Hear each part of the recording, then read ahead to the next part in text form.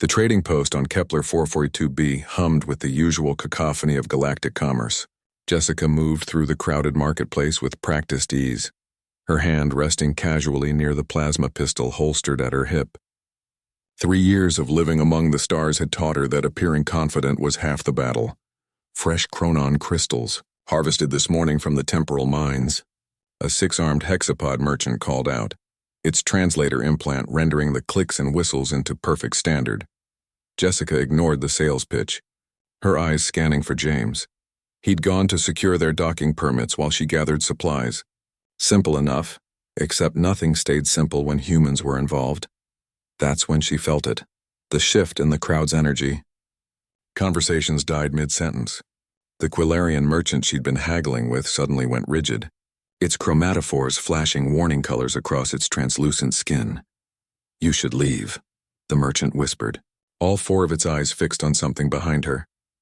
Jessica turned slowly. A female Zenthari warrior stood 10 paces away, her elegant frame draped in the ceremonial armor of an Imperial scout.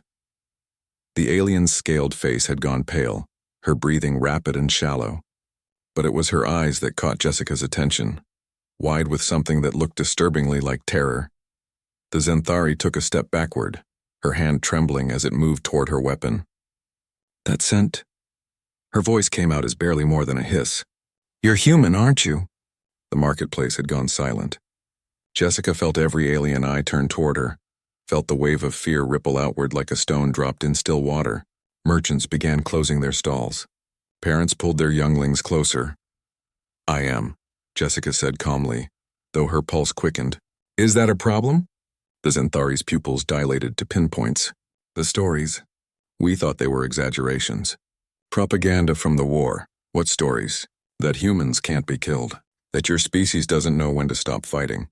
That you've evolved on a death world so hostile that you've become death itself." The warrior's voice cracked. "The Battle of Proxima. The defense of New Horizon.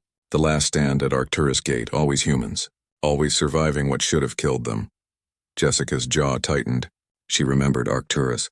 Remembered the hull breach that should have killed everyone on Deck 7. Remembered holding her breath for 4 minutes while dragging 3 wounded crew members to the emergency airlock. Remembered James charging a Krell war mech armed with nothing but a broken plasma rifle and pure stubbornness.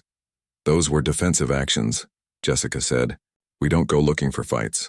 But you never lose them." Another voice spoke up. A Quillarian elder, its ancient body scarred from decades of interstellar conflict. "I fought in the expansion wars. I've seen species that live twice as long as yours, species bred for combat, species with natural weapons you couldn't imagine. But humans?" The elder's tentacles coiled nervously. "You're the only species in the galactic record to win a war after your homeworld was occupied.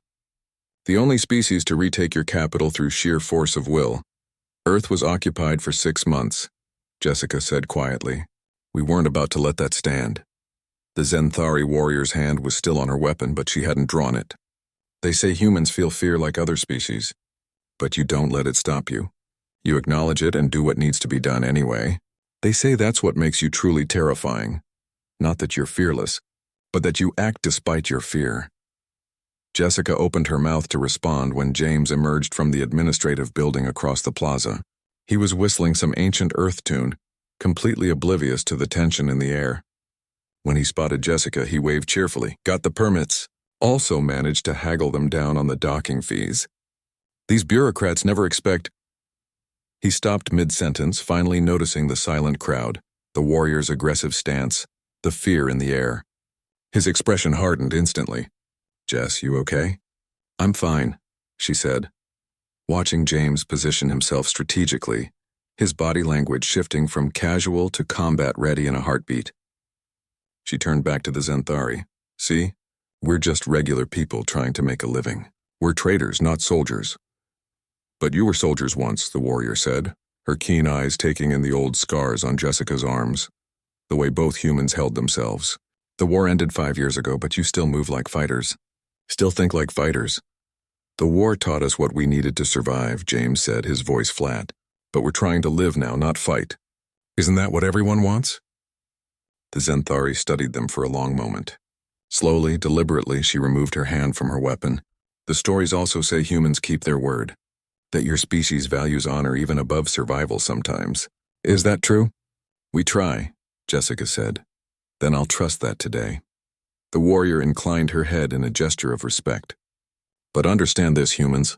The galaxy fears your kind not because of your weapons or your ships, but because you represent something we've never encountered before. A species that shouldn't have survived their own planet, yet you conquered it. Predators that became the apex. Not through strength or speed, but through pure stubbornness and adaptability. And cooperation, James added. We learned early that working together was the only way to survive. The tension began to ease. Merchants slowly reopened their stalls. The crowd started to disperse, though wary glances still followed the two humans. The Zenthari warrior approached closer, her fear replaced by curiosity. Tell me, what is it like? Living every day knowing you come from a world that actively tried to kill your ancestors, where the weather could destroy you, where the animals hunted you, where even the plants could be poisonous. Jessica smiled grimly. It taught us that survival isn't guaranteed, that we have to fight for every single day. And maybe that's why we seem scary to other species, because we learned that lesson when we were still climbing down from the trees. It's bred into our bones now. And when someone threatens what you fought to build, the warrior asked, James stepped forward. Then we remind them why humanity didn't go extinct when the universe gave us every reason to. The Zenthari's scales rippled with what might have been understanding.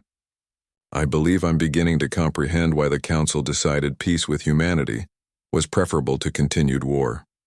Not because they couldn't defeat you, but because the cost would have been... She trailed off. Unacceptable, Jessica finished. For both sides. The warrior nodded slowly, then did something unexpected. She touched her forehead in the traditional Zenthari gesture of respect to a worthy opponent. May your journey be safe, humans, and may the galaxy never forget what you're capable of when pushed. As she walked away, Jessica felt the weight of 1,000 eyes still watching. The marketplace gradually returned to its normal chaos, but something had changed. The other species gave them more space now, more respect tinged with caution. James moved to her side. Well, that was fun. Nothing like being reminded that half the galaxy sees us as barely contained apocalypses. Jessica laughed despite herself. Come on. Let's get our supplies and get off this rock before someone else decides to test humanity's reputation. As they walked through the alien crowd, neither noticed the small Quillarian child watching them with wide, fascinated eyes or heard it whisper to its parent, When I grow up, I want to be brave like the humans.